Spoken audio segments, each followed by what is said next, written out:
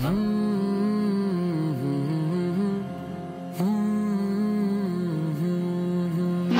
रहनुमा,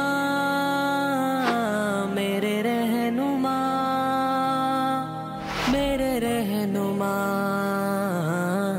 मेरे रहनुमा।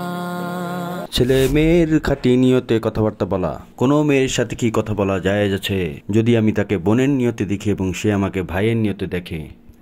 মানে তাকে দেখার জন্য আগে নিয়ত করুন, আমি নিয়ত করছি যে বোনের দৃষ্টিতে, এবং সেও নিয়ত করবে।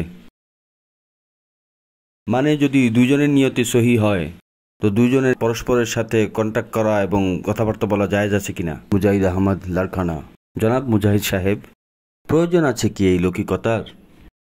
যখন আল্লাহ এত ছেলে পয়দা করেছেন মার্কেটে, আপনি তার সাথে বন্ধুত্ব করতে পারেন, তাকে আপনার ভাইও বানাতে পারেন। তো কোনো যুবতী মেয়েকে বেশক বোন বানিয়েই হোক, তার সাথে বেতাকলুফ হওয়া, এটাতে ফিতনার আশঙ্কা আছে। ঠিক আছে, আপনার নিয়ত ভালো হতে পারে, খাঁটি নিয়ত হতে পারে, কিন্তু কাজ ওইটাই করবে না মানুষ যেটা জরুরত আছে।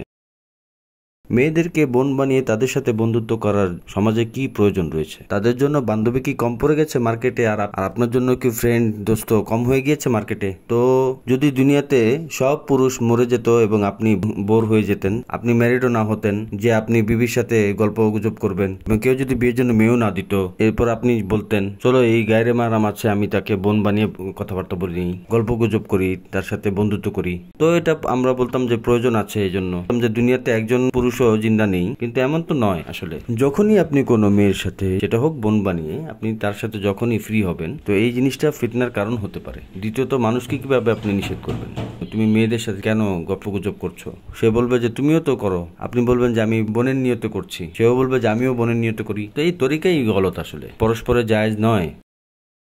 হোক সেটা ভাই বোনের নিয়তেই, ফিতনার কারণ হবে এটি। মেয়েদের জন্য পর্দা আল্লাহ রেখেছেন, তো এই জন্য এই বেতাকাল্লুফে এবং এই গল্পগুজব করা, কন্ট্যাক্ট করা, দোস্তি বন্ধুত্ব করা, ছেলে মেয়ে উভয়ের জন্য এটা নাজায়েজ।